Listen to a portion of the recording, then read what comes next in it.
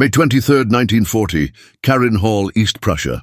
Reichsmarschall Hermann Göring stood before a massive oak table covered with intelligence photographs, his corpulent frame draped in a powder-blue uniform adorned with medals that caught the afternoon light streaming through Gothic windows. The images showed American aircraft factories, sprawling industrial complexes in places like Willow Run, Michigan, and Boeing's Seattle facilities. Goring examined each photograph with the casual dismissal of a man who had never doubted his own superiority. He chuckled at what he saw, turning to his staff officers with the kind of condescending smile reserved for particularly amusing jokes. "Look at this," he said, stabbing a jeweled finger at an aerial view of Ford's new bomber plant. "The Americans think they can build warplanes like automobiles.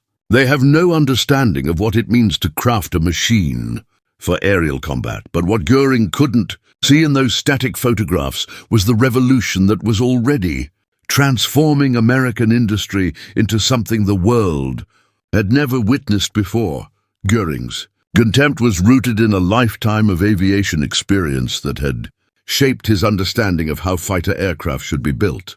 As a decorated World War I ace with 22 confirmed kills, he had flown handcrafted machines that were assembled by skilled artisans who understood every rivet, every wire, every subtle adjustment that separated a superior fighter from mere flying scrap metal. German aircraft production under his leadership followed the ancient guild traditions that had made German craftsmanship legendary throughout Europe. Master mechanics worked alongside apprentices in small workshops, building each plane with the individual attention that ensured perfect performance. The Messerschmitt Bf 109, the backbone of the Luftwaffe, required nearly 2,000 hours of skilled labor to complete, with each aircraft receiving hand-fitted components that were adjusted to tolerances measured in fractions of millimeters.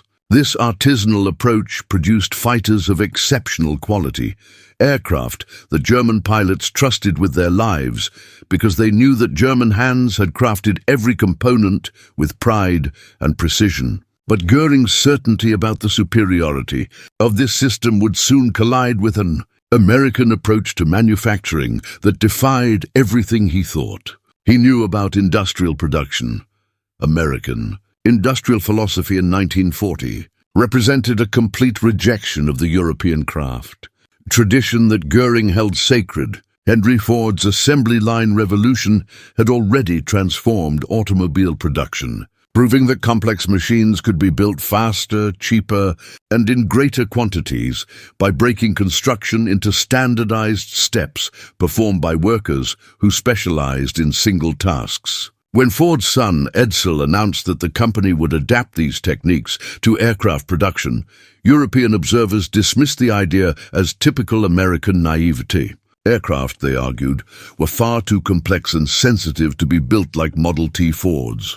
Each plane required individual adjustment, custom fitting, and the kind of intuitive understanding that came only from years of apprenticeship in traditional shops. The notion that semi-skilled workers following standardized procedures could produce combat-worthy fighters struck Goring as evidence of American industrial ignorance. Yet even as he laughed at Ford's ambitious plans, American engineers were solving problems that would revolutionize not just aircraft production, but the entire concept of modern manufacturing, the first signs that something unprecedented was happening in American factories appeared in intelligence reports that Goring's staff initially dismissed as Allied propaganda.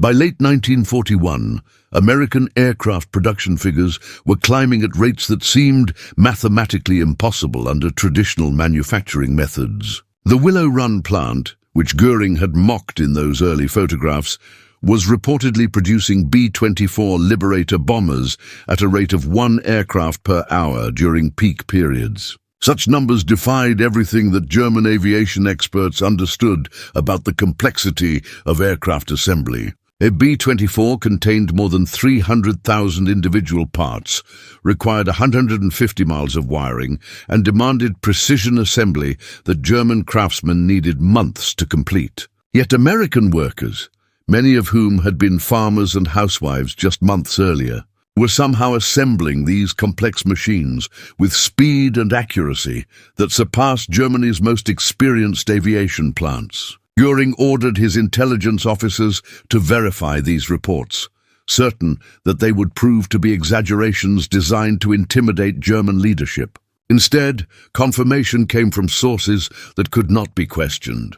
Luftwaffe pilots returning from combat. Over Western Europe, the psychological impact of American production became evident in the changing tone of German pilot reports throughout 1942 and 1943. Early in the war, Luftwaffe aviators had described encounters with small numbers of American aircraft that, while well-built, posed no serious threat to German air superiority.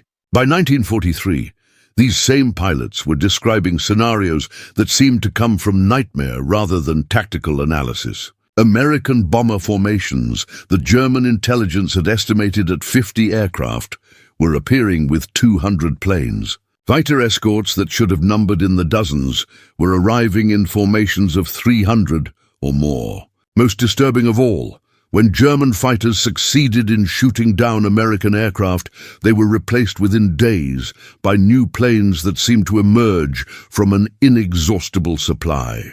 Luftwaffe mechanics, accustomed to cannibalizing damaged aircraft for spare parts, could not comprehend an enemy that seemed capable of replacing entire air groups faster than Germany could repair individual planes. These reports forced Göring to confront a possibility that challenged his fundamental assumptions about industrial warfare. The Americans had not simply built more factories than Germany. They had created an entirely different approach to manufacturing that made traditional European methods obsolete. The moment that shattered Göring's confidence came during a staff meeting in January 1944, when his chief intelligence officer presented production figures that had been confirmed by multiple sources. American aircraft factories had produced over 85,000 military aircraft in 1943 alone, a number that exceeded Germany's total production since the beginning of the war.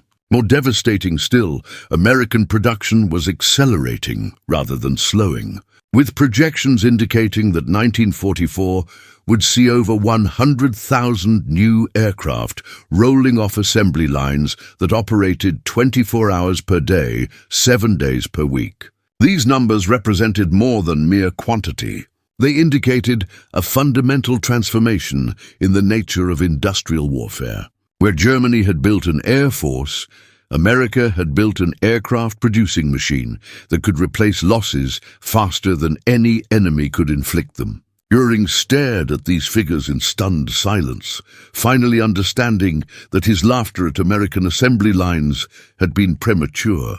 The Americans had not tried to copy German craftsmanship. They had rendered it irrelevant through a revolution in manufacturing that made traditional methods as obsolete as wooden sailing ships in an age of steel. Battleships, the strategic implications of American production. Superiority became undeniably clear during the devastating bombing campaigns of 1944.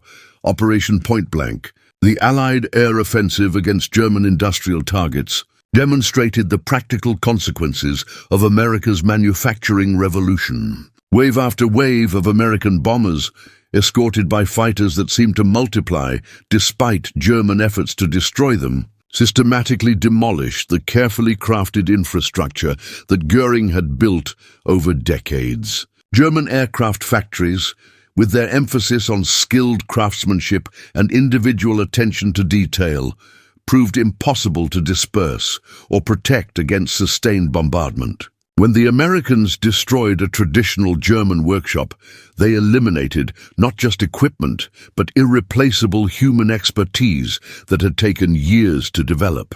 Meanwhile, American factories, designed around standardized processes and interchangeable workers, could be relocated, expanded, or rebuilt with relative ease. The same assembly line principles that Göring had mocked now allowed American industry to adapt and recover from attacks faster than German forces could mount them. The final humiliation came in April 1945, as Goring sat in his prison cell, awaiting interrogation by Allied officers. Through the small window he could see American P-51 Mustangs flying overhead, their silver wings gleaming in the spring sunlight. These aircraft, which had helped destroy the Luftwaffe's ability to defend German airspace, were products of the same assembly line system he had dismissed 5 years earlier. Each Mustang represented not just superior American technology, but a revolutionary approach to industrial organization that had rendered German craftsmanship irrelevant. In his final diary entries, Göring would write, "I understand now that we were not defeated by American pilots or American aircraft, but by American assembly lines. They built an air force faster than we could destroy it, replaced their losses quicker than we could inflict them. We were craftsmen fighting a machine, artisans competing with an industrial revolution that we never understood until it was too late." The true measure of American production superiority was not just the 100,000 aircraft that rolled off assembly lines in 1944, but the transformation of warfare itself. Göring had fought the last war of the craftsman, believing that quality could triumph over quantity, that skilled workmanship could overcome mass production. The Americans had fought the first war of the industrial age, proving that properly organized manufacturing could produce both quantity and quality at scales that traditional methods could never match. They had not simply outproduced Germany. They had demonstrated that the future belonged to nations that could harness industrial efficiency without sacrificing technological excellence. This was the lesson that Hermann Göring learned too late. Laughter at American assembly lines had been premature, because those assembly lines were not just building airplanes, they were building the future of modern warfare.